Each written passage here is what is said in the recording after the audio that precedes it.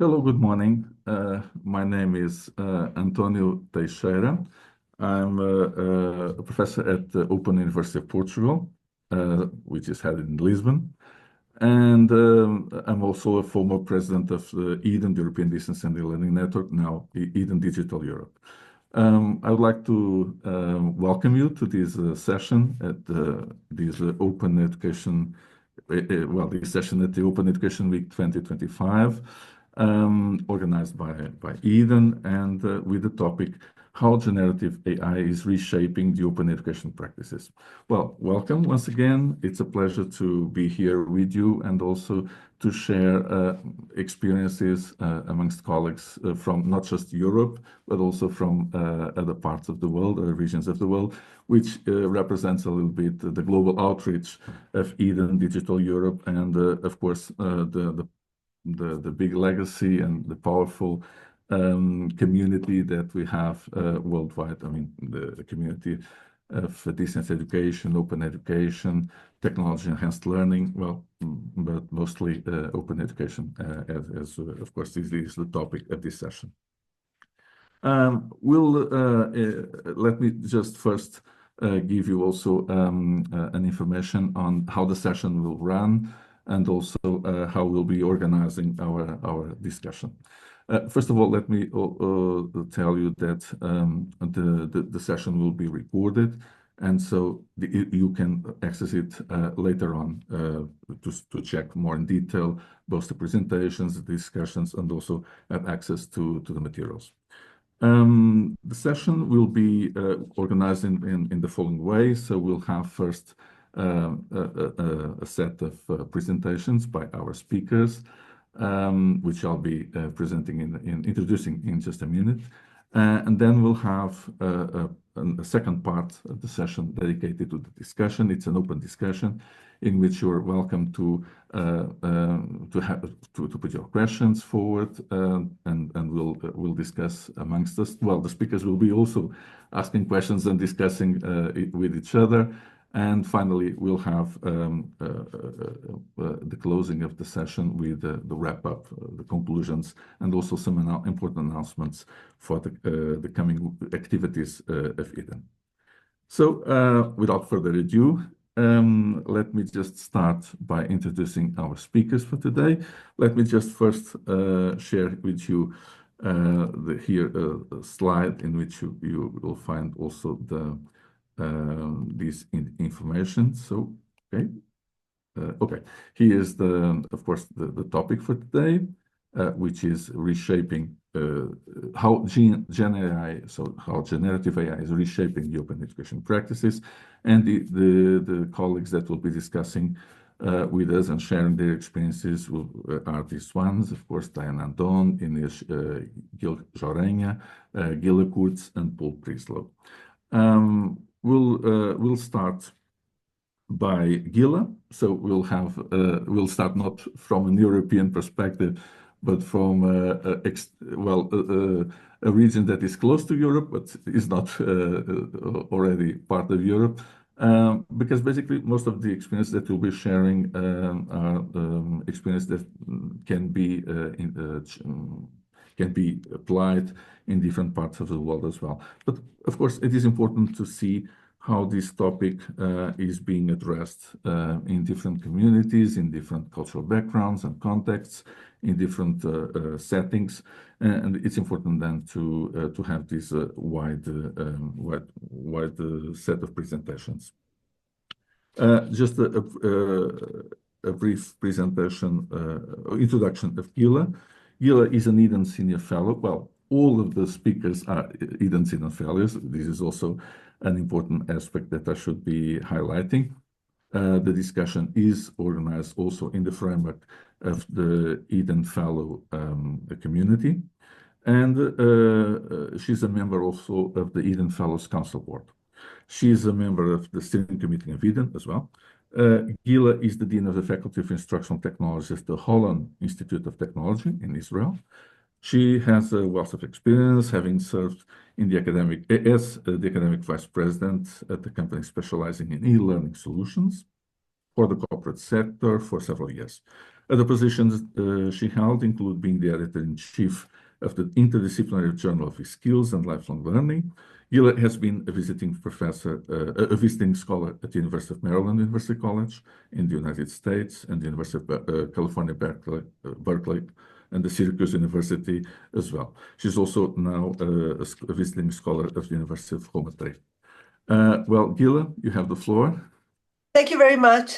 Hello, friends. I see in the chat. So now, before I start, I put my presentations in. If you would like to download my presentation while I'm speaking, I put it in the chat.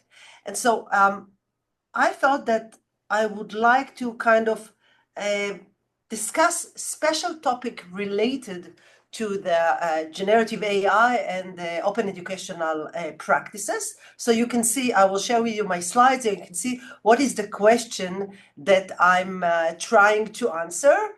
Bear with me, I will do it like this. Why it's not opening? Okay. Yeah, it's not this one.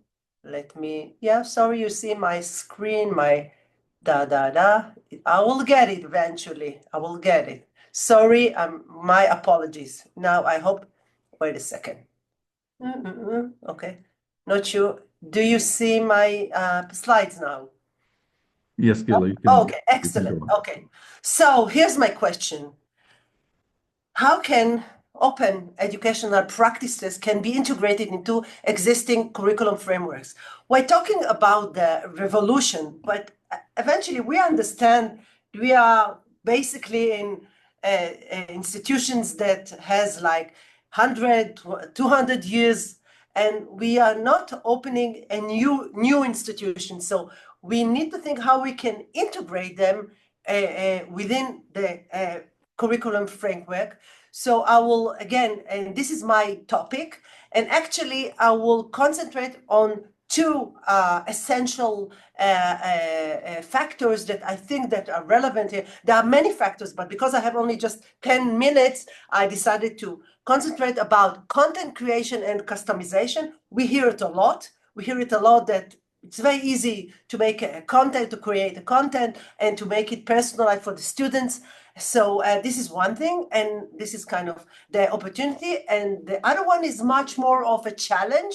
We understand there is a need for AI literacies, and it's not like the ordinary digital literacies. And further, and I've finished, like, how do we know that we did a good work? How do we measure success? So I'm inviting you to a journey that we started 2 years ago. And if you come to Eden Conference in Bologna, like 10 of my faculty will be there to present our work. We are very much advanced with the integrative generative AI. I am the head of the Faculty of Instructional Technologies. This is AI picture. We train students to design, develop, and lead technological solutions aiming at learning and training. It's not just education, it's even more corporate. And this is very practical undergraduate and graduate program. It's not like we give them education to be researched in university. No, it's very practical.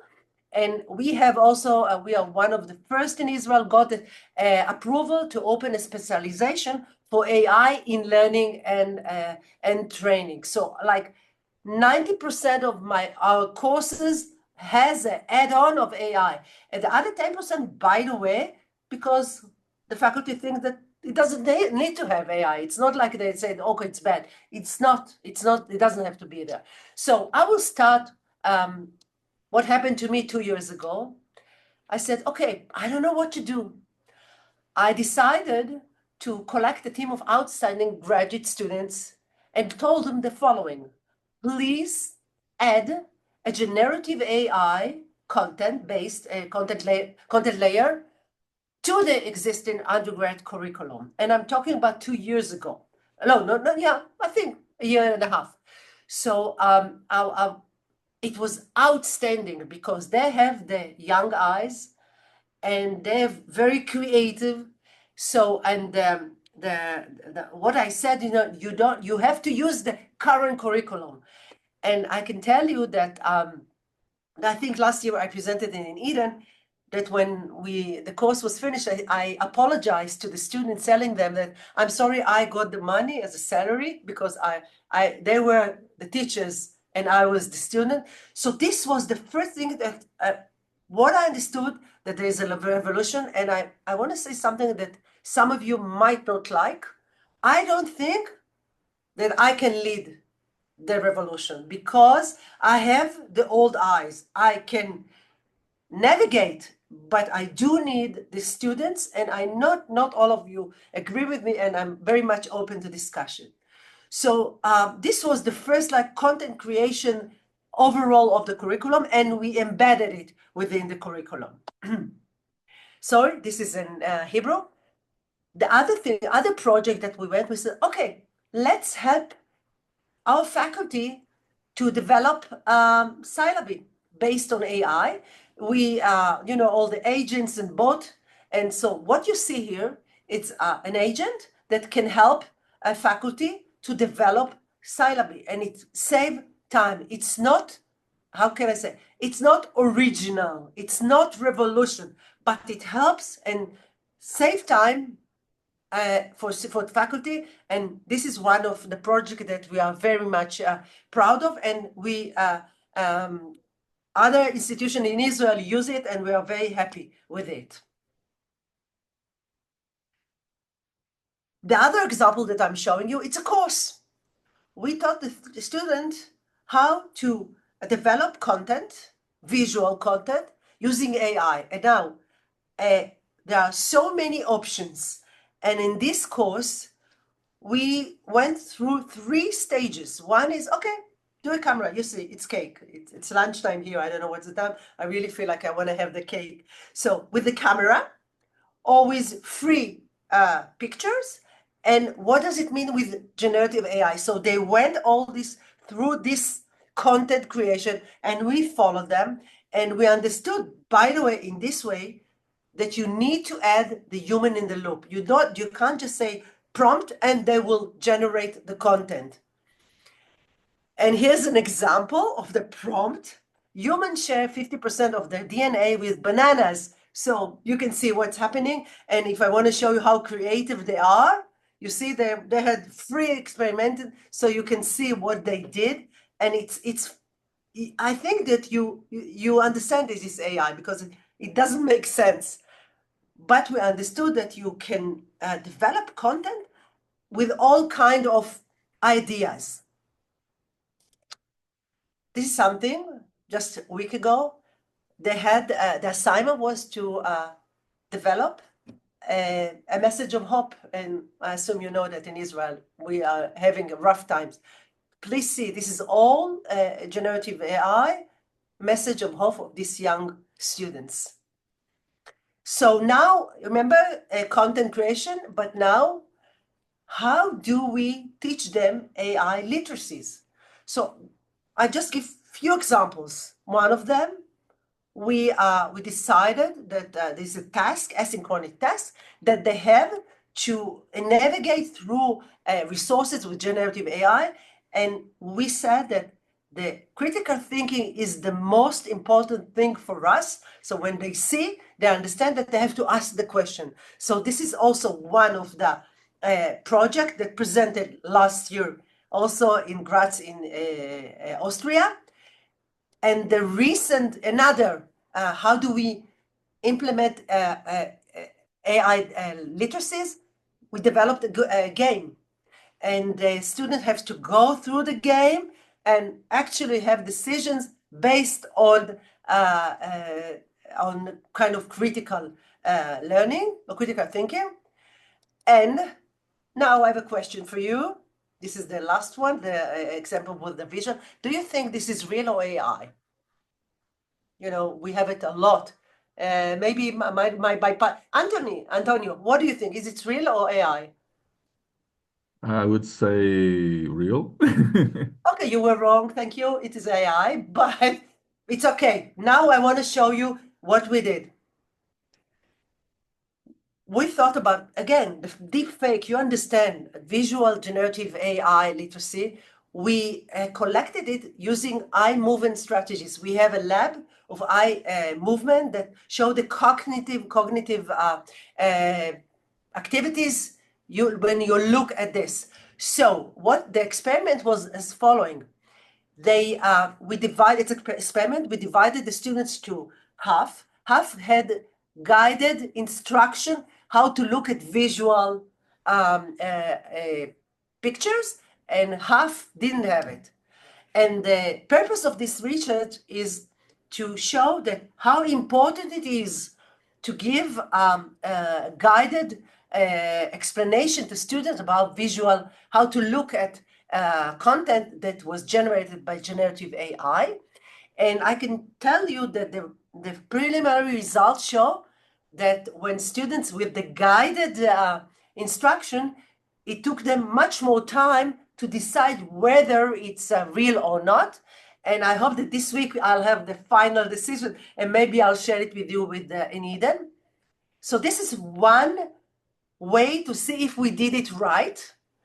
Another thing we have, again, with the eye movement, we use a lot of eye tracking, recording, showing with the, this is the dashboard that we have it. And I'm inviting all of you, if you want to do a research, we'll be happy to do it. So I have to be honest. I can't say that we are succeeding. We all have failures, but we learn from our failures. And we understand that if I look at what is the most important thing that, sorry, I just did it like this.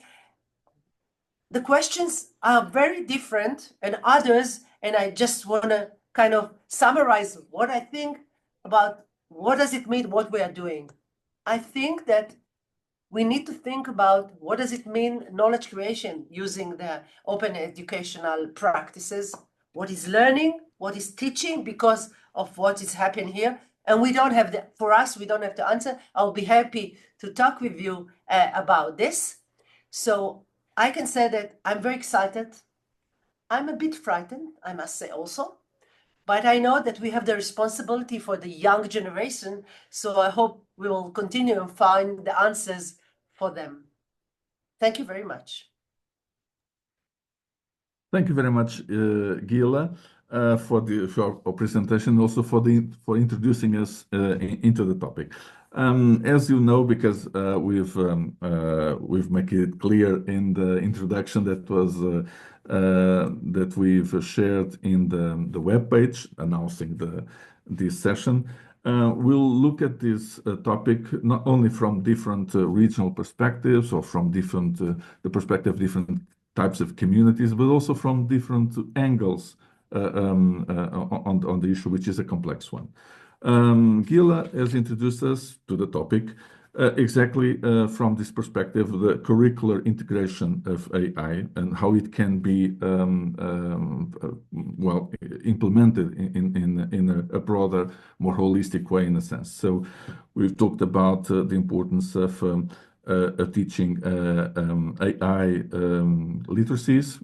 I would say also AI in learning, because it's a specific aspect of AI, and more especially about generative AI. In the last presentation of Paul, he will also share a little bit about the difference between AI in a more general way and generative AI in particular. We talked about the importance of introducing AI for content creation, and we have these experiences in which I failed. And also a very important note that Gila shared with us, which is the critical importance of the human element, in this case of the critical thinking component in this process, or the critical thinking element in this process. And of course, the critical importance of how prompts are designed in order to use in a more efficient way generative AI in these learning processes. As I've also shared with you on the chat box, you're welcome now to raise your questions in the chat box. Gila will answer them either also by writing or when we'll have the discussion component, the discussion part of our session. Well, thank you, Gila. And now moving on to the next speaker, which is Diana Don. Just a brief introduction to Diana. Diana is also, as I've told you from the start, an Eden Senior Fellow, and she's a member of the Eden Fellows Council Board as well. Diana is the director of the e-learning center at the Polytechnical University of Timișoara in Romania. And she runs the team who developed the university's award-winning virtual campus CVUPT, and is also a lecturer at the Polytechnic, and she's also a lecturer there in the area, in the field of multimedia and web technologies. She's passionate about the ubiquitous access to technologies and how they can be used to improve people's life. She's also ubiquitous because she was just participating in another conference a while ago. Diana holds a PhD in designing e-learning spaces for digital students, and she obtained that degree from the University of Brighton in the UK, and she has an MA, a Master of Arts degree in European Studies as well. Well, you can find also more details about her resume in the webpage, and I invite you to check on that. Diana, you have the floor. Thank you. Thank you. Thank you very, very much, Antonio, for this. I just want to say very few words. Congratulations to everybody who is part of the Open Education Week again. It's, I think, the 12th time since Eden is organizing this, and I'm really happy that the Eden Fellows can organize an event which is in a topic which is so hot for all of us, more or less. Obviously, you heard I'm coming from Romania, from Timișoara. I'm not now in Timișoara, in Romania. I saw some people coming from VIA, from Vidzeme University in Latvia.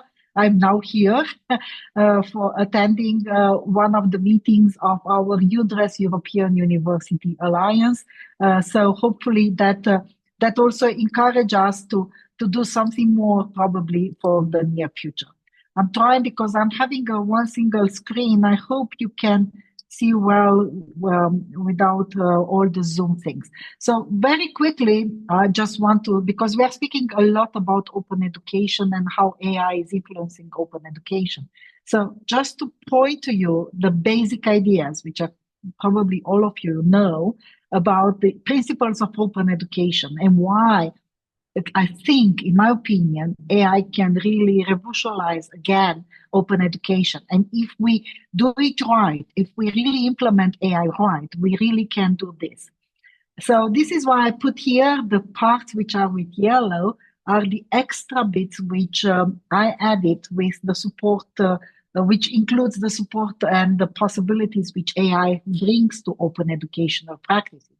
Obviously, the most important one, in my opinion, is the thing that with stable AI, I don't want to get into the definitions of AI and of generative AI, pre-training, transformers, units, and software bits, but AI can really enhance the production of open educational resources, especially with the stable AI, and also can improve the learning opportunities if you are using AI in a more adequate and constructive way. And AI aggregation can also improve quite a lot the open scholarship and the open science and open research. And there are several studies already which are doing this.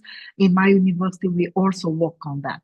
Open sharing can be really improved with the support of AI because one of the major issues in open educational resources or in open practices is obviously the quality of the open educational resources, how you assess that, and how you can really get the best of the repositories. And where AI excels is at working with large amounts of data, if you really can do that. So open technologies can really support the integration of AI if it's done properly.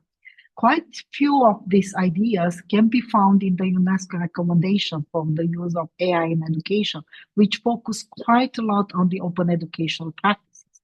You can see here, for example, these are the most popular generative AI applications in terms of where it is used. If you will apply open in front of any of this, you will be, really doing open practices. And in fact, with all of this, you are just improving the open educational resources and how they can be used in the higher education. So I just briefly want to say something about also the risk of open education with the support of AI. Obviously, the AI in open learning has a huge risk because Creative Commons licenses and open licenses are not recognized by AI as, at least at this moment, as the AI metadata is not really looking yet. It's forced by the European Union to look also on the copyrights and how that the intellectual property rights can affect the use of the initial databases and the initial data on which the machine learning transformers have been trained to deliver us the results. But it's not really happening too much. Only some of the very advanced research AI tools, basically mostly developed by the European universities, can take that into consideration. So AI, in fact, is using a lot of the knowledge and information which is with Creative Commons licenses without acknowledging the Creative Commons license or the intellectual property. So that's a huge risk which open education practices can bring can have because of the AI. Obviously, the misuse of and data discrimination, the huge biases which exist, and the privacy concerns which are possible.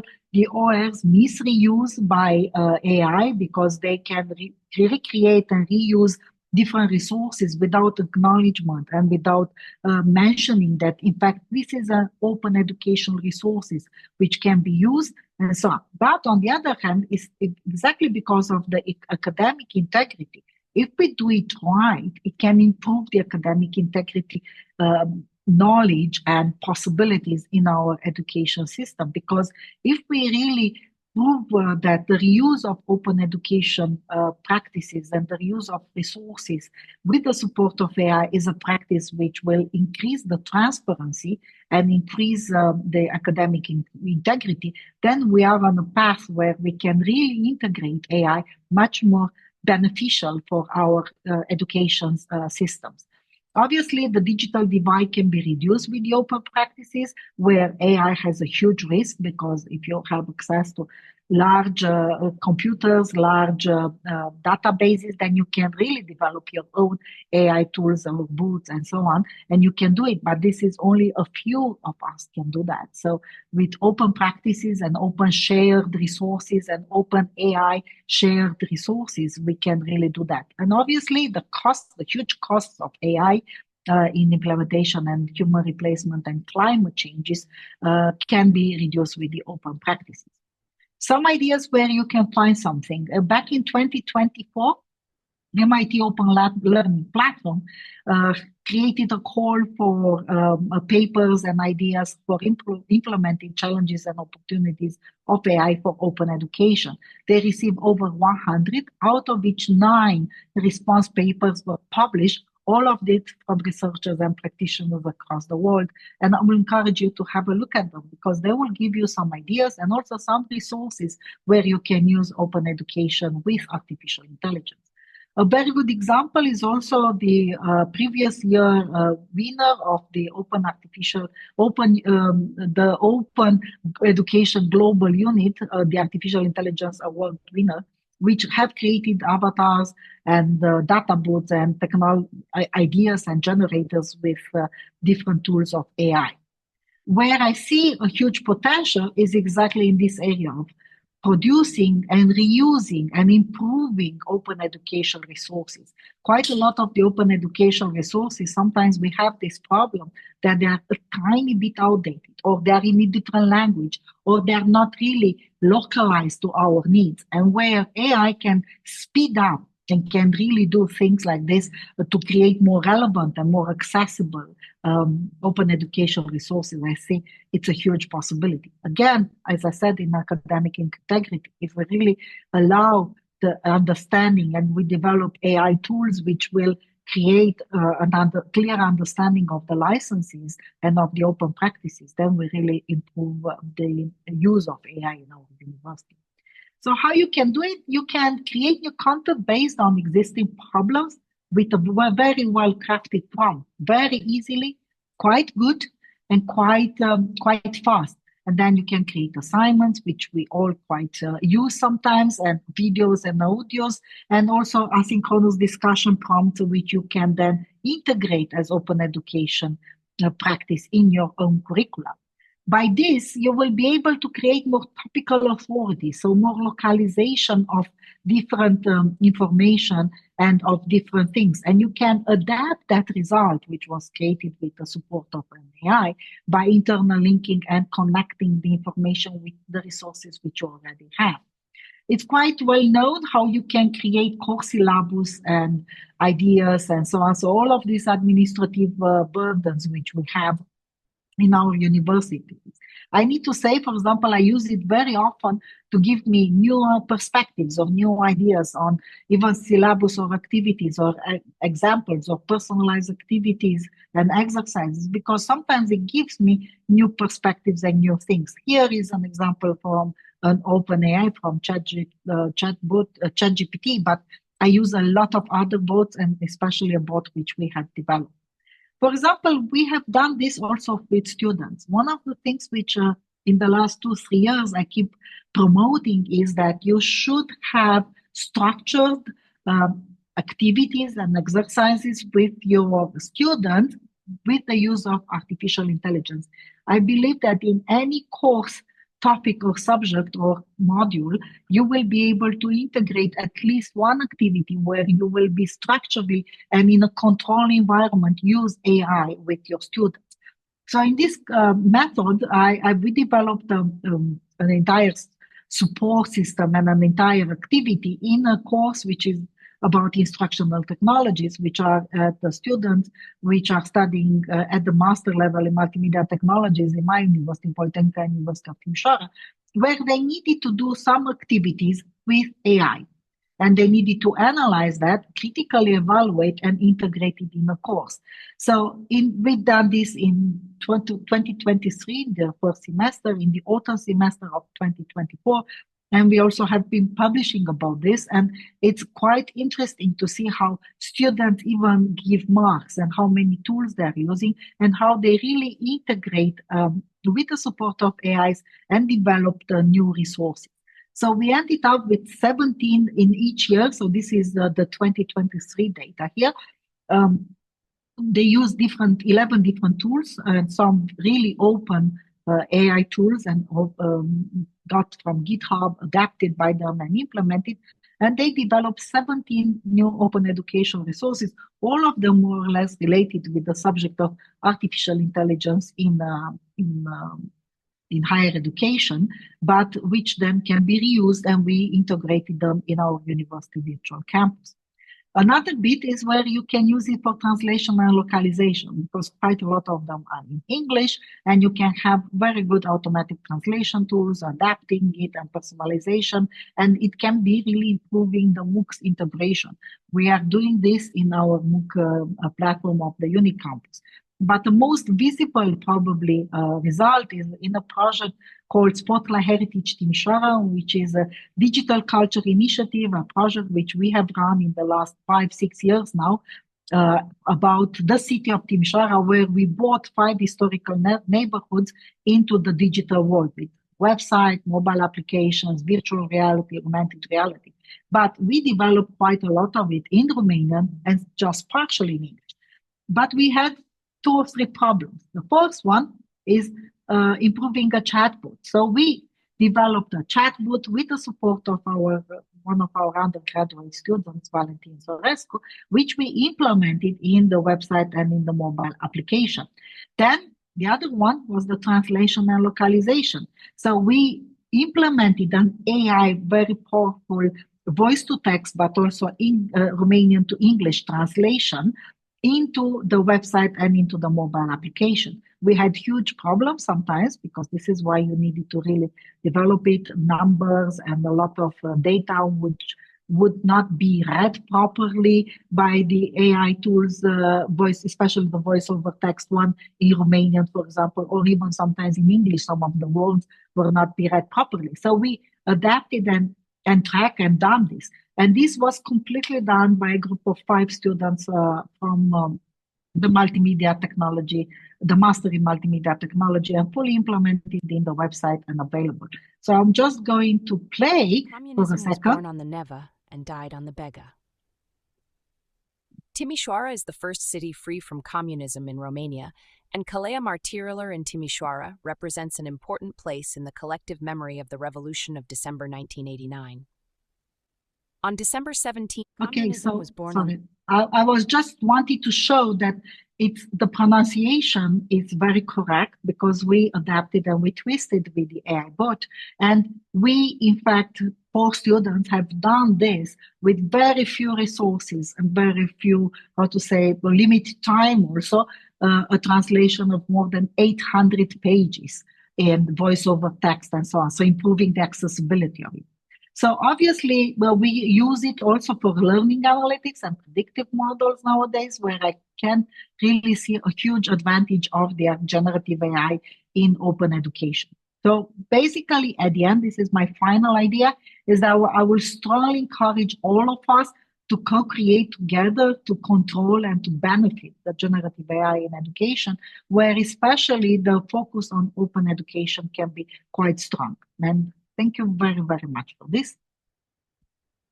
Thank you very much, Diana, as well, for your presentation and also for giving us an additional perspective on this complex topic. As you've seen, Diana stressed how AI, and in this case, generative AI, can contribute to improve open educational resources in these different ways, as an aggregator, and how it can, of course, foster open scholarship, open science, and in that sense, of course, open innovation as well. But on the other, and also highlighting how these can also, AI can also be coupled with learning analytics, and how this datafication process has this tremendous potential to increase the quality and the efficiency of the learning process, especially also as given the examples that she shared in the end, how AI can contribute very dramatically to improve the adaptation, the customization, the personalization of the resources. But on the other hand, she also reminded us in a sense of the drawbacks, or at least the risks that are involved. Most especially, she noted the importance of getting some solution to the fact that AI currently does not work well with open licensing, and this is a clear problem that has to be addressed. And also how, of course, OERs can be misreused or misused, also because of that. And of course, she also highlighted the importance of an ethical and responsible practice in implementing AI-powered open educational practices or educational resources into an open educational practice. Also, very important aspect that Diana mentioned is, of course, the transparency. And we have this, this has been a very hot topic, discussing the transparency of the algorithms and how this can be important to assure the balance, and of course, the representation of the information that is being generated. Well, thank you very much, Diana. These also, as you've seen, these are different perspectives that complement each other in addressing this complex issue. And we'll now move to Inês, that will also share practical examples of how this can, how this integration can be done and how it can be helpful. And as well, focus on another critical element, which is learning assessment. Let me just share a bit let me just introduce Inês. Inês is also an EDN Fellow, of course, and she's a past member of the EDN Fellows Council Board, and also of the steering committee of the EDN Network of Academic and Professional, the EDN NAP. She holds a PhD in education and is an associate professor at the Faculty of Education at the National Distance Education University, UNED, Universidad Nacional de Educación a Distancia in Spain. She has been editor-in-chief of Open Practice, the journal, which is published by the ICD, the International Council for Open and Distance Education. And she is a member of the steering committee of the UNESCO Chair in Distance Education, also based at UNED. And she coordinates the Co-Lab Teaching Innovation Group at UNED. Inês, the floor is yours. Thank you very much, Antonio, for inviting me to join this webinar with you all colleagues, Eden Senior Fellows.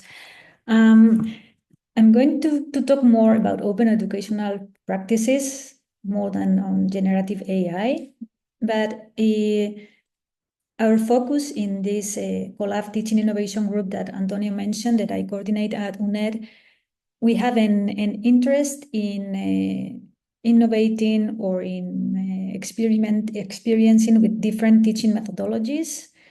And in this case, we are trying to open our educational or teaching practices and designing different types of assignments, so somehow we can prevent the misuse of generative AI.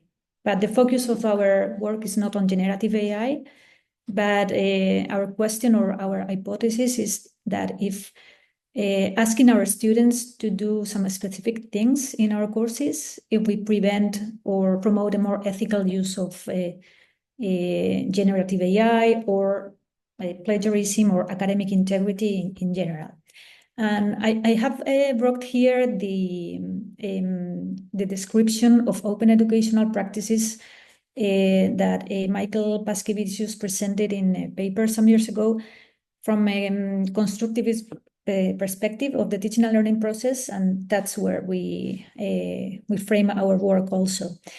And if you see, the focus is on transparency about the course and about the learning outcomes, the use of OER or of open educational resources, and also, and these are the two more relevant characteristics in the project I will present now, is to promote or to design more engaging activities, and also to change the assessment practices to promote more active participation of the students, and also to value their production of knowledge.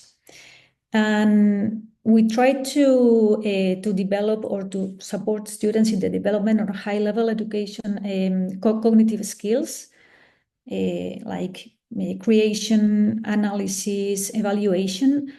And for that, we have focused in an innovation project that makes use of renewable assignments confronted to traditional or disposable assignments. I'm not sure if you are familiar with this topic.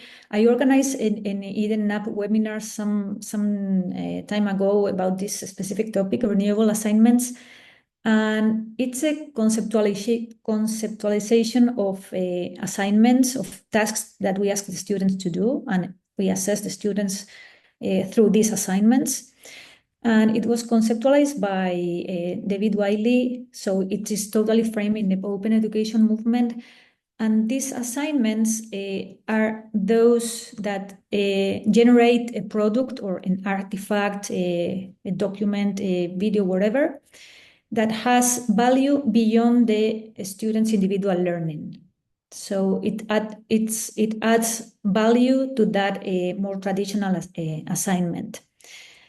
Well, they have David Wiley and John Hildo. They have this characterization, and strictly we are not using renewable assignments, because what we ask the students to do doesn't go public in the public domain, but it goes public within the courses, within our courses. So for us, the label is not relevant, but just to go some steps further, traditional or disposable assignments.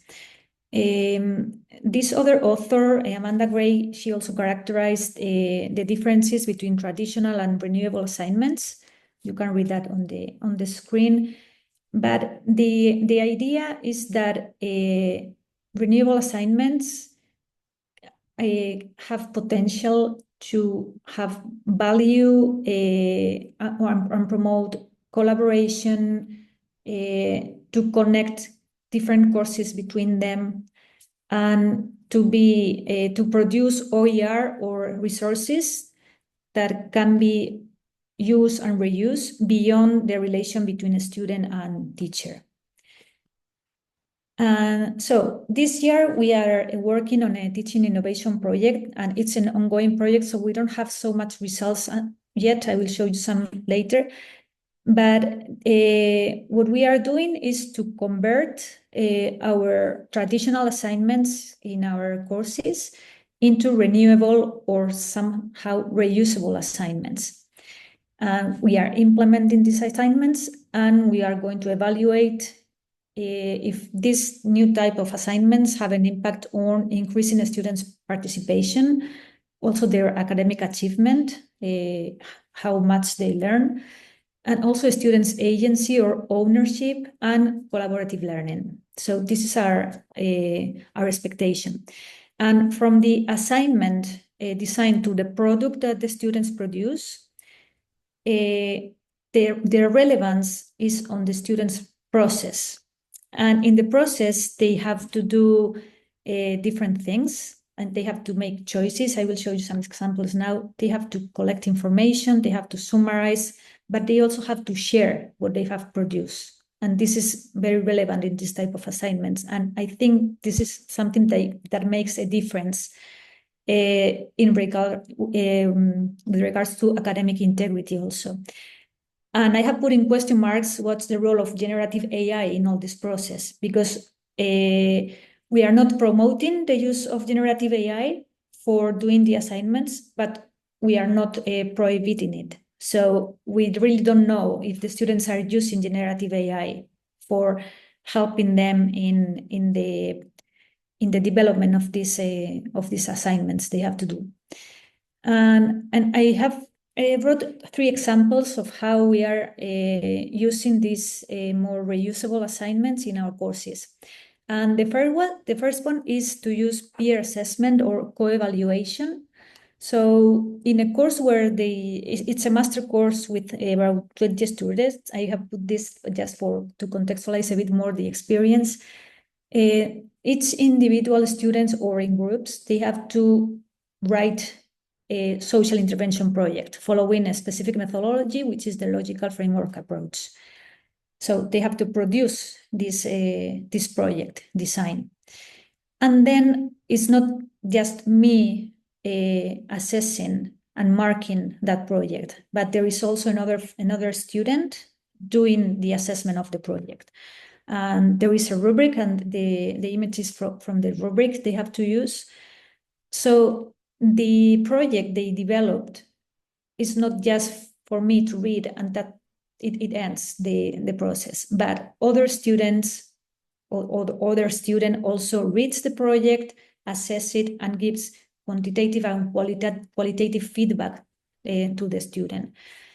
So confronting to traditional assignments, this one has value beyond individual learning, and it promotes a richer learning process. Another example that I have been using in 2 different courses. One is an undergraduate course with more than 500 students, and the other one is a master course with around 50 students. And in this case, each student has to localize and describe a community development project, because the courses are about community development in their local environment, and then put it into a collaborative map. And the map is public within the course. So all the projects are different. Each student produces a different project description. And also, now in the second semester, we are going to use this map as an input in another course. So the students can go deeper in the analysis of this specific project. For instance, interviewing someone who is involved in that project.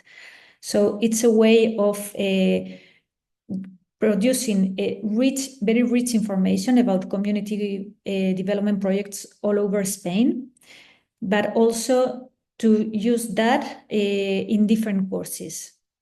So it has clearly value beyond the student learning. before, what we were doing is the students had to describe a project and they send it to the teacher. So the other students didn't get all this information about the ongoing community projects in Spain. And the last one, and maybe this one is the one that where students can more easily use generative AI because it's more conceptual work. It's a collaborative glossary. And here we are using the glossary app in Moodle, in the Moodle platform. And we have used it in a master course with about 50 students. And each student has to select 2 relevant concepts from the syllabus, from the course readings, all different, so they cannot repeat the concept, and they have to develop on that concept, define, cite the references, also make a personal comment about that. And then they also, and you can see it below in the image, they have to comment on other students' concepts. So before this, converting this into this type of reusable assignment, the students had to develop the glossary and send it to the teacher only. But this way, we have a glossary with around 100 words relevant for the course that we can also reuse and complete next year with another cohort of students. What is our experience so far? Well, remember the idea with this was to promote students' engagement and students' participation and also ownership, agency, and develop high order level skills. And asking the students through a survey that is still is not closed because we just finished the semester very recently, and they perceive that this learning experience is richer. The learning experience is richer with this type of activities. Also, that contributing actively to this collaborative map or collaborative glossary has motivated them and made them engage more in the course. Also, that the collaborative and public activities, because they put the names in the map, their personal name as authors in the map, in the comments, in the glossary, etc. That has increased their ownership and agency, and that they prefer this type of assignments more than the traditional ones. But they also say that it is more demanding and they have to put more effort in doing this. So I will finish with this question because it's a question and we are discussing a lot in the group, in the teaching innovation group about this. Can we, through this type of assignments, facilitate a more ethical use of generative AI?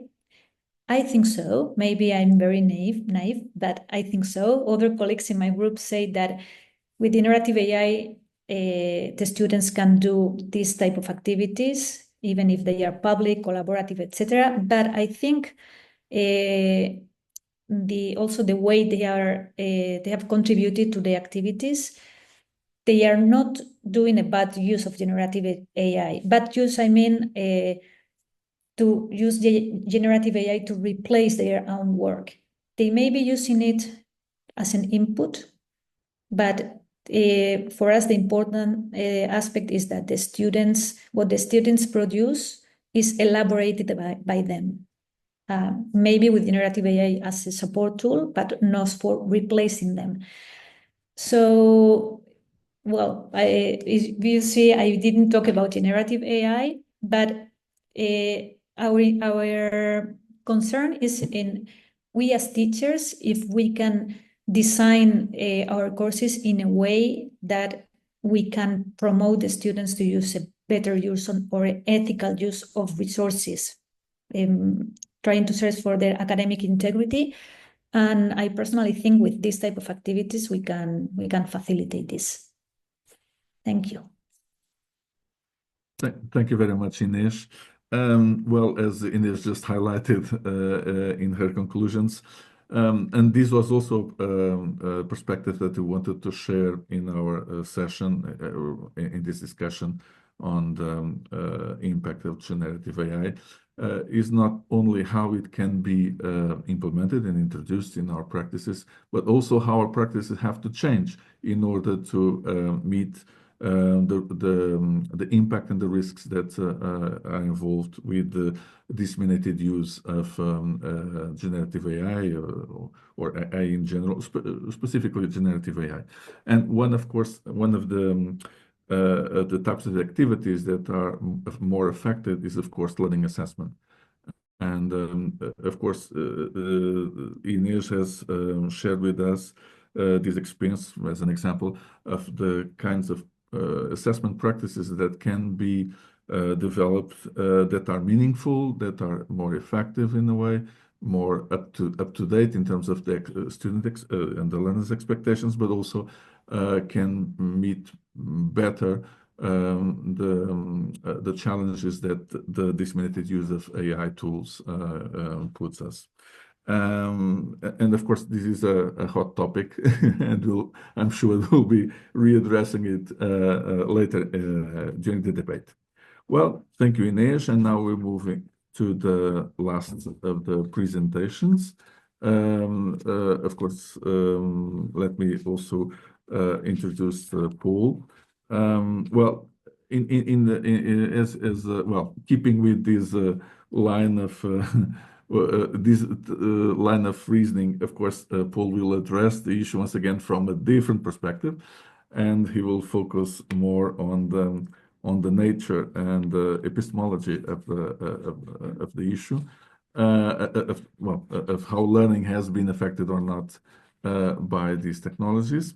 Paul, just a short introduction. Paul Prislo is also an Eden Senior Fellow and a member of the Eden Fellows Council Board.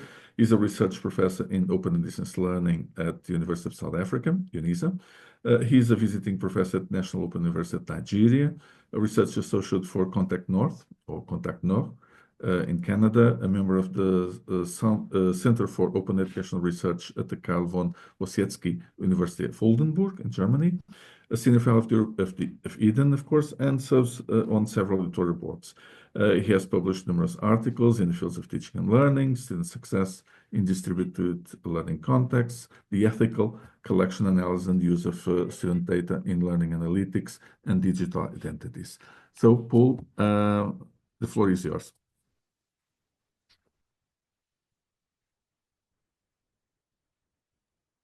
Thank you very much, Antonio. Let me just share again. I couldn't find my microphone on once I start sharing. Colleagues, thank you. The title for my presentation is somewhat different from my illustrious colleagues' presentations. Thanks, Jilla, Diana, and Inês. The title is Being, Becoming Human, and Coming to Know in an Age of New Robber Barons, Plundering the Commons, Monsters, and Kafka. And hopefully by the end of the presentation, you will have an idea how this title unfolds. Just some acknowledgements first. I do not own the copyright of any of the images in this presentation, and I do acknowledge the original copyright and licensing regime of every image used. This presentation is licensed under Creative Commons Attribution 4.0 International License. And the one that I'm most proud of is none of the ideation, design, and text in this presentation has been generated by ChatGPT or the rest of his family. This is proudly human, written by a human, produced by a human, and open license. Key takeaways for this presentation. There are bigger questions at play than whether GenAI and its ilk can send emails, write essays, outperform humans in some disciplinary areas, or whether GenAI will ever stop hallucinating. We should also consider, and I think that is the main gist of my presentation, how advances in GenAI change becoming and being human, how it changes coming to know, how does it change learning, how does it change knowledge and our conceptions about knowledge and then knowing, and how is GenAI changing open and open educational practices, and how to find a voice, agency, and responsibility in open education practices entangled in symbiotic relationships with GenAI. So in a recent post by Leon Fose on January 27, he proposed that we can resist, we can refuse, we can rationalize, we just should not roll over and accept Gen AI as a done deal. So he says there's a plurality of resistances. Not all critical engagement or rejection is equal. He further continues to say all forms of resistance share one common characteristic, not resistance to technology, but resistance to power. And I think I want to emphasize this. This is not about Gen AI as technology, but Gen AI as power, and epistemological and ontological power, to be precise. And there's a need to be informed, be clear on what you're pushing against. Gen AI developments resemble power knowledge systems of control and influence, and it shapes what is considered valid and useful knowledge. So this is a proposal for understanding how Gen AI is shaping open educational practices. You have the Vitruvian man or human at the bottom in symbiotic relationships, the human in relationship with AI. There's an AI ecosystem, and then a planetary ecosystem, environmental, political, economic, social, legal, and technological. And we can no longer understand ourselves, our ontology, as separate from developments in Gen AI, the ecosystem, and the planetary ecosystem. We are radically entangled in the world and inseparable from our context and technologies. One way of understanding our entanglement with Gen AI is to see it through symbiosis lens, mutualistic, commensalistic, or parasitic, and I will get back to these later. Just as an introduction, it reminded me when I look at the Gen AI and the AI hype and the advances, is almost everything everywhere all at once. And in the text published last year by Achilles Mbembe, he speaks about digitalization as the annexation by the language of a machine brain transformed into an autonomous and automated system. The aim is to artificialize everything and to automate and autonomize it. It is a question of submitting everything to the effects of quantification and abstraction. So we should not consider Gen AI and advances in AI in isolation to this annexation by the language of a machine brain transformed into an autonomous and automated system. And I think that is the crux. Are we ready? How do we work with such an autonomous and automated system? How do we work with an artificial system? So how does the annexation by the language of a machine brain and the artificialization, automation, and automation impact on being human knowledge, coming to know the validation of knowledge claims, and open educational practice?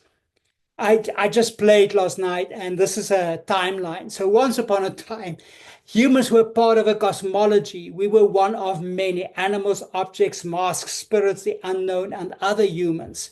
And our survival and flourishing depended on our fitting into this ecology of life.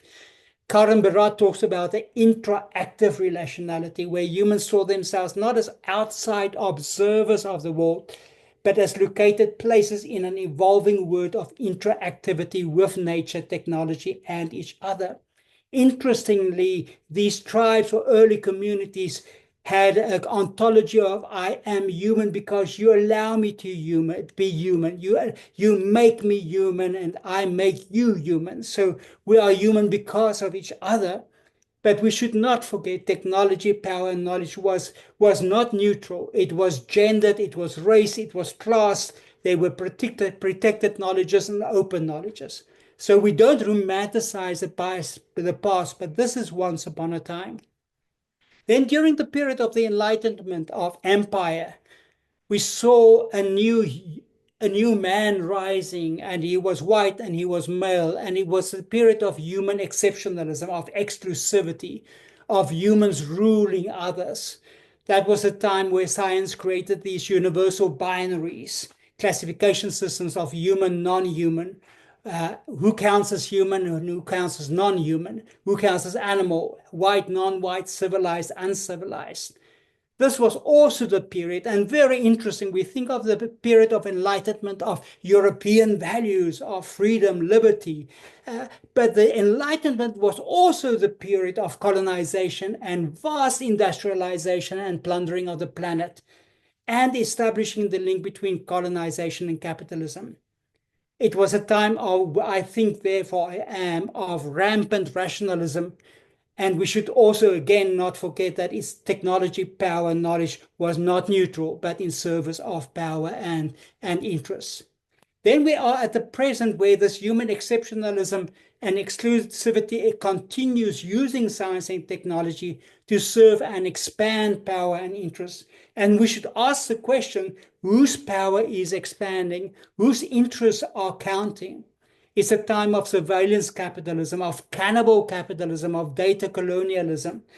It's a time of a new empire of AI and impacting on the future of inequality.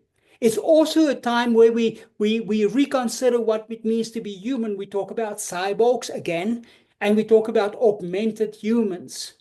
And once again, technology, power, knowledge. Something is happening in that triad of interests. What fascinates me is cracking the present. What opportunities for resistance, refusal, survival, and flourishing are there in the symbiotic relationship between humans, AI, entangled in the planetary? So let me just explain. So we are radically entangled in the world, and we're inseparable. We are co-constitute. We are being and becoming with the world, resulting in practices of responsibility. There is no space for human exceptionalism or exclusivity anymore. We're turning the Vitruvian man upside down to say it's humanity. It's humanity in a network of human and non-human actors. And while we cannot escape our humanity, there's a pressing need to redefine it. We need to venture beyond the narrow confines of how the exclusivist ideality and materiality of our being human has been thought and taught. And in this article by Geertz and Carstens in 2019, they're thinking about the ethico-onto-epistemology, and they talk about what, and they try to understand our relationship with AI and Gen AI as symbiotic. And they define symbiotic relationships as mutualistic, commensalistic, or parasitic, where mutualistic is interaction benefits both partners. For example, lichen with trees or gut microbiome with humans. Commensalistic relations involve interactions which benefit one partner but does not harm the other. For example, barnacles on whales. And then a parasitic relationship is where the interaction benefits one partner and harms the other. For example, mosquitoes feeding on human blood.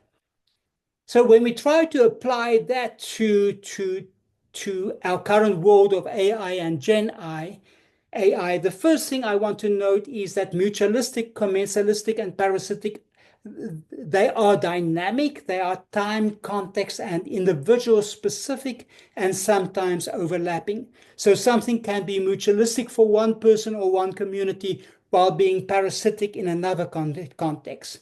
So mutualistic in an age of Gen AI means the use of cameras in fragile and insecure neighborhoods that help to protect individuals, and the data are used by the provider to build AI-based risk patterns and profiles of individuals and contexts. While it is mutualistic, it can also be parasitic. Then commensalistic is where the data and the Gen AI used by the security system is protected and governed by the city council, transparent to the community, but not shared with the provider of the cameras and the analytic system. So there's no harm, but yes, there's benefit. And parasitic is where the data and the Gen AI and the AI are used to undermine civil rights, used to exclude individuals and communities from services and benefits. This is how it plays out. Now, how does this play out in open education practice? And I had a hard time thinking of appropriate examples, and I think it should be an ongoing process. So a mutualistic symbiotic relationship can be as follows. In a closed AI system, frequently asked questions and response systems are developed by an institution to collect and use student data to improve student services, pedagogy, and support in low-risk scenarios. The moment the scenario becomes high risk, we must reconsider it while ensuring transparency, accountability, and fairness. So both partners benefit. A commensalistic relationship is finding and developing an OER from a closed AI-enabled OER database. That is what David Wiley proposes, if I understand him correctly, or where students use a closed institutional AI tutoring system to find resources or to prepare for assessments. A parasitic one is where students are requested to supply a range of personal, demographic, and behavioral data, past and present, and AI is used to determine who gets placed in programs and institutions. Those who are successful will most probably see this relationship as mutualistic until the same data are used downstream to identify them as risk, while students who are unsuccessful will feel it's parasitic, and they will feel and they will be vulnerable. So the question is not, does this work, but under what conditions will using GenAI be mutualistic, commensalistic, or even parasitic in open educational practices? I have a number of proposals. So in order for us to understand open education practices through the symbiotic lens, and there's other lenses, we need to recognize that the power relationships emerging in the entanglement between teachers, students, educational institutions, and the new robber barons of Silicon Valley are not equal. We're starting not with an equal playing field. The second one is the very nature of this entanglement means that we cannot avoid GenAI, but the entanglement does not mean we don't have choices. I think this is very, very important. The choices individuals and communities have in navigating the potential and perils of GenAI are very different and context dependent. I maybe in my personal practice have very strong views about using or not using, but the student from a disenfranchised or poor environment not having a good teacher and uses OpenAI to understand physics 101. So we have different choices. So throughout the evolution of humankind, technology assisted humanity to transcribe, interpret, and evaluate the events of the world. But colleagues, the burden and the responsibility remained with humanity. This is the work from Antoinette Roy in 2013, and I'm coming back to the burden and the responsibility. Open education practices have always been committed to learning with others. We need to learn to accept the potential, but also face the risk that others include non-human actors, whether referring to cosmological understandings of our place in the world or algorithmic decision-making systems and networks. So no longer is the individual student, but the others may not be human. So though open educational resources position in a world saturated with AI-mediated knowledge claims, synthetic data, and AI slop is under threat, and that's my opinion, in its commitment to attributing authorship, copyright, and validating knowledge claims, OER has a bigger burden and responsibility than ever before. Unlike GenAI, open educational practices serve social justice unapologetically. This is my second last slide. So how do we crack the present? And this comes from the book by John Holloway, Crack Capitalism. How do we crack the present in open educational practice and confront the robber barons and monsters? The opening of the cracks is the opening of a world that presents itself as closed. The method of the crack is a method of crisis. We wish to understand the world not from its solidness, but from its cracks, from its weaknesses, its contradictions, while we understand ourselves and our complicities and practices as part of the contradictions. There is no innocence in this debate. There is no purity, not yet and maybe never. Colleagues, so the question is not whether GenAI works or can work, or whether the findings are valid and under what circumstances they can be useful, but rather Our main task in open educational practice is to identify the extent to which relying on the apparent operationality of algorithms spares us a series of individual and collective perceptual, cognitive, evaluative, conventional, institutional, linguistics efforts or tasks, and at what price. What is the price we pay? What is the price we will pay in making these choices? And the last slide, you were most probably, but what about Kafka? The right understanding of any matter and the misunderstanding of the same matter do not wholly exclude each other. Colleagues, I thank you. Thank you, Antonio, and all my fellow panelists. Thank you, Paul, for your great presentation. Well, let me share with all of you, I'm talking specifically to the colleagues, to the presenting colleagues, that bearing on the feedback from our participants, they all enjoyed immensely your presentations. Well, Paul has given us a very important perspective as well in these different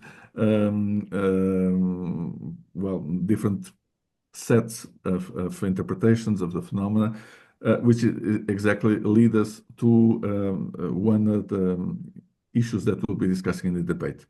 And of course, probably, given we don't have much time, let me just try to summarize this. As Paul just highlighted in the end, it's not just about how it works and if it works, but how we will use it and for what purpose. And to what extent are we able to compromise with the risks that are involved in using these technologies. And this is an important reflection because it also reminds us of the complexity of the topic at hand. We had faced this previously in the open education movement.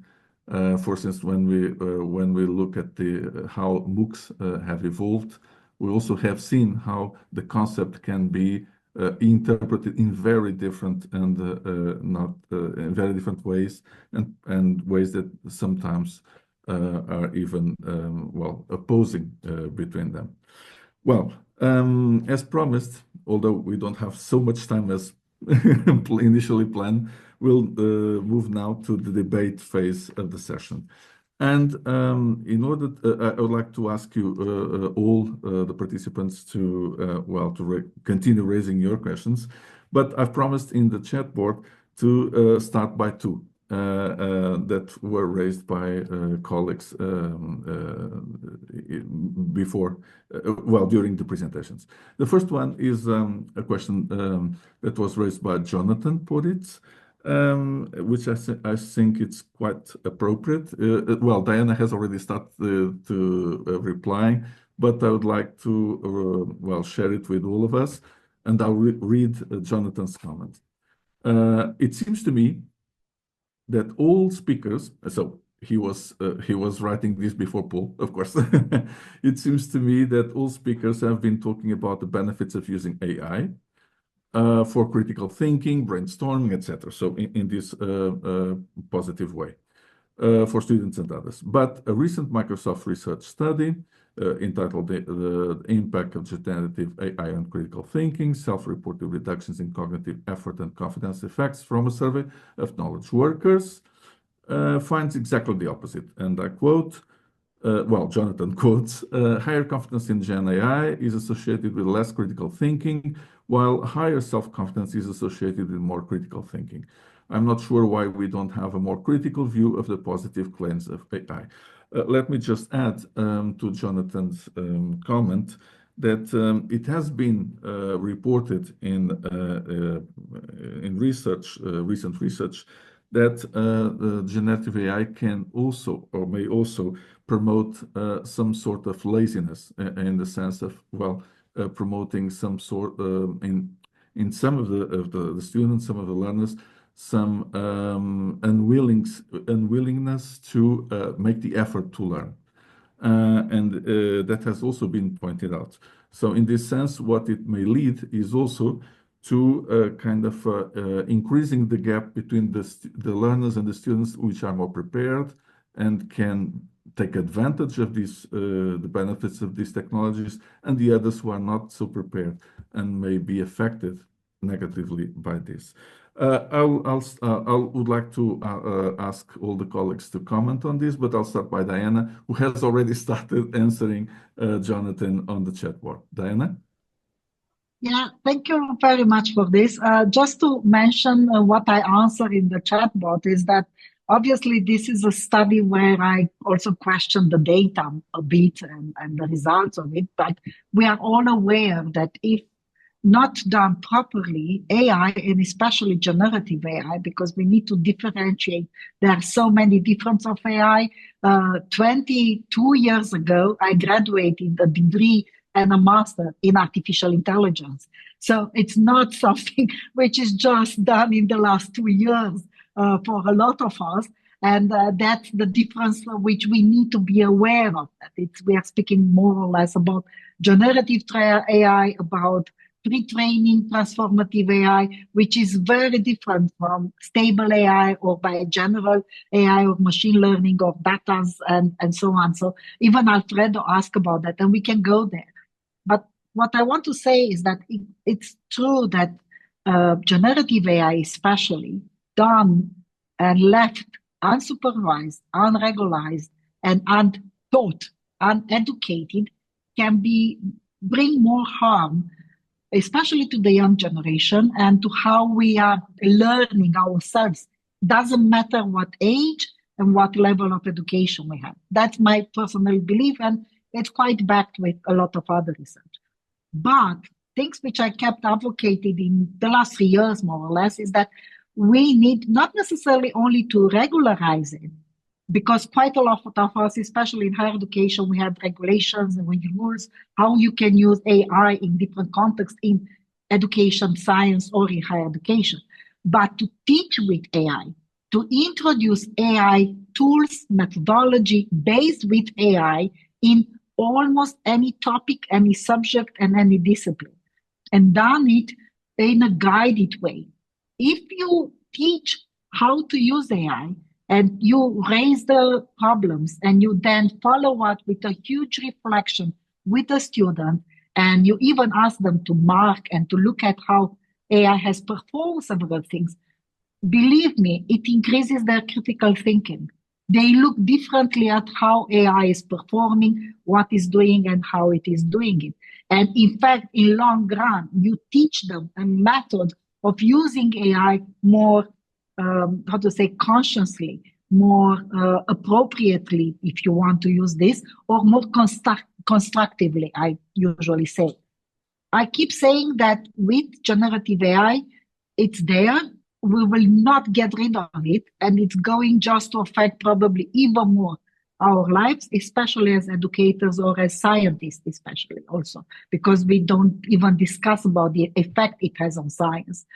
But we need, he gave another example with something which I don't want to mention now publicly, but I give always the example with cars and traffics. Imagine driving the cars, very powerful, strong cars, even clever cars with a lot of intelligence on them, even self-driving cars without regulation and without training on how to use them. So it's the same thing in AI. AI is something which we need to train our students, our educators, on how to use it properly, and introduce methods and methodologies and guides on how to integrate that in everyday's educational practices. So I will stop here. Well, thank you, Diana. I would like to invite now Gila to comment. I mean, you had a very interesting experience that can be shared regarding this, because you also, from your experience, have felt these risks. Have also taken into account these risks as well. So can you share a bit your experience about this? I would like to be really honest with you. Because this is something new in my institution, I have to fight so I can integrate these tools to my institution.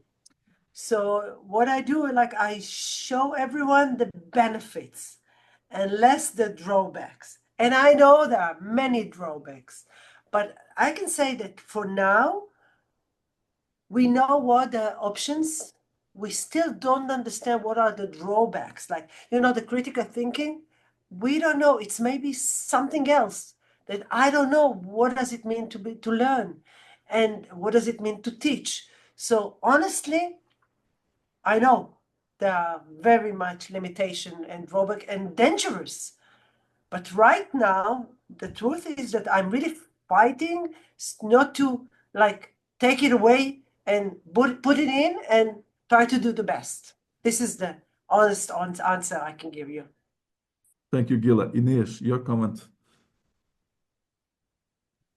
Yeah, I really thank Jonathan for the question and taking this study, because I think it is very aligned with what I presented. For me, well, as a teacher and as an assessor or evaluator of the students' production, I don't have any interest in reading what generative AI has produced. I'm interested in reading what the students have elaborated.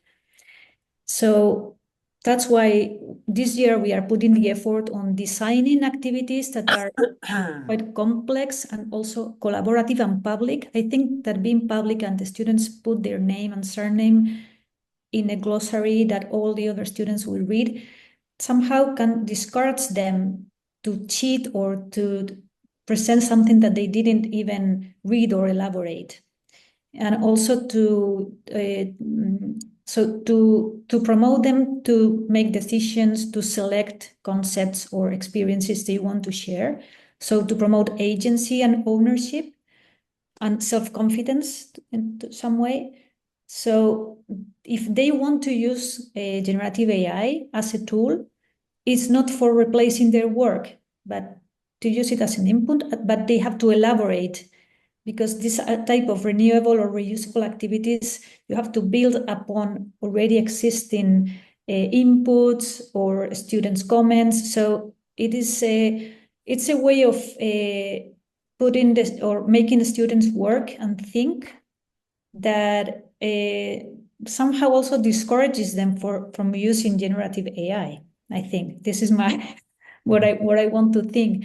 So yeah, I'm very stick to what I'm doing currently in this, and I'm not so expert on generative AI, but well, I know it is here for staying, and it will stay, and it will be more developed. But also, in my context, I work in a distance education university with many students in some of the courses, especially in the bachelor and undergraduate courses, with very different ages and backgrounds. And I cannot assume that all of them have access to a paid version of ChatGPT, for instance. So I cannot ask them to use generative AI. And as long as I can, I will try to not encourage them too much to use generative AI, because precisely for those who are not so self-confident, they can be like very surprised with the easy results they get from generative AI. But what I want them is to elaborate on that, not just to replace their work. So this is my position currently. Thank you. Okay, thank you, Ines. Well, Paul, to collect your view also on Jonathan's issue, I think that you also started already answering on the chat box to him. So in your presentation, you suggested a little bit this need to have a kind of a new social contract in a sense. I mean, what are we willing to concede, and what are the benefits that really are worthwhile conceding in terms of, well, all the risk involved. Regarding this, we also, as I mentioned before, we also have been spotting this risk that has not been talked before about actually promoting some kind of conformism and laziness to learn, and to actually develop a critical thinking attitude towards life. However, these are powerful technologies that can be useful. So, Paul, your insight? Thank you, Antonio, and thanks everyone.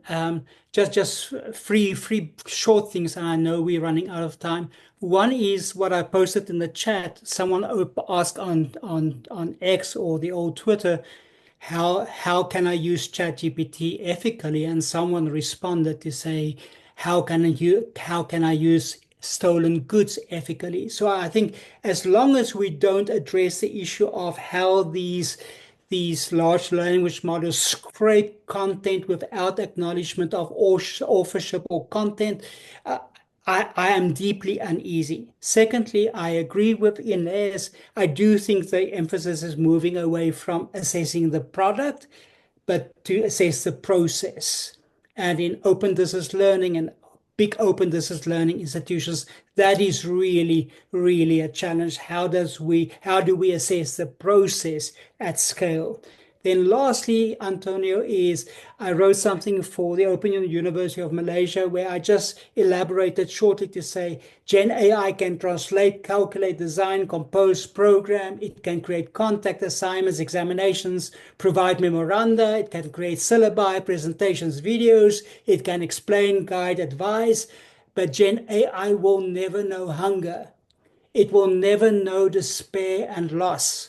It will never lose its citizenship and become an immigrant. It will never be confined in a wheelchair, go blind, or have HIV, or lose its employment. GenAI will never hide from drones circling overhead. It will never collect the remains of loved ones under the rubble. There's some things GenAI will never do or know. Let's be human. Let's bring the human back into the teaching. Well, thank you very much, Paul. In order to close the debate phase with the second question that I promised that we will answer, maybe I'll ask Diana to answer. Alfredo, well, a fellow Eden fellow as well, has asked. Eden fellow has asked. Can any of the presenters, in this case you, Diana, explain how the AI and ML algorithms work? That understanding may bring better use for OER. Diana, we'll close the debate with this answer. Yeah, so just briefly to mention that AI or artificial intelligence in general, to make it like that, is a technology which allows us to assess large amounts of data through algorithms. So all of them have been developed by humans. Non-AI development at this moment has been done by machines automatically. What machine learning is, and it's been here for decades, if I can say that, is to look at how data is performing, at patterns of data, and make decisions on it. One of the most used machine learning result is the weather prediction. You all use this every day by predicting weather and knowing the weather and looking at the patterns. And the climate change prediction is based on machine learning and huge development of AI. This is the benefits which we can have, and we need to thrive on that and teach with that and showcase that in a very appropriate manner by showcasing also the biases and the problems. So obviously, it's a lot of misconception, if I can say that, about that fact that generative AI is only using stolen data. Generative AI is not using stolen data. It's companies which are using it and even implementing algorithms which were developed by others quite a lot for not good reasons or for commercial benefits usually and things like that. If the same algorithm and the same methodology is applied by proper educational research or structures, it really can transform things. We showed it and we proved it in different settings that we can really do this. The problem is obviously computing power, and that's where the digital divide comes, and that's where the huge problem is coming. Hopefully, quantum computing and the ability of having that, at least in Europe, through alliances which will implement this, will improve this in the future. So I want to have it a more positive tone at the end, that something which I keep saying, that if we unify our powers, the good ones, and to co-create and use it properly and with more social responsibility and knowledge on how to do it, I think we can overtake the commercial powers and the commercial input in our lives. I don't think we can hide that under the rocks or in a cave, and we need to take responsibly actions together to co-create with AI, with as much as possible with AI and as less as possible with generative AI, without a structural and informed decisions in our universities. Well, thank you very much. Before we close the session, let me just bear me for a couple of minutes just to share a couple of announcements. First of all, here it is. First of all, let me remind you that the paper submission for the Eden 2025 annual conference that will be held in Bologna, Italy, is approaching. It's March 15th, and the early bird registration will end by the deadline is April 15th. We're hoping to meet you all there at the conference in Bologna next June. Also, save the date for the next Eden Digital Education Leadership Academy, which will be held from the 5th to the 7th November of this year at the Walk in Barcelona. And submit your paper to publish in Eurodl, which is, of course, the journal that is published by Eden Digital Europe. Now, let me just once again thank my dear colleagues and friends, Diana, Gila, Ines, and Paul, for your great presentations and the excellent debate that we had. Thank everyone who participated in this session with extraordinary comments and the kind comments and extraordinary questions. And I hope that you've all enjoyed this session. And from our part, and from my part in particular, thank you very much, everyone, and hope to see you again tomorrow at the next session of the Open Ed Eden Open Education Week 2025. Thank you.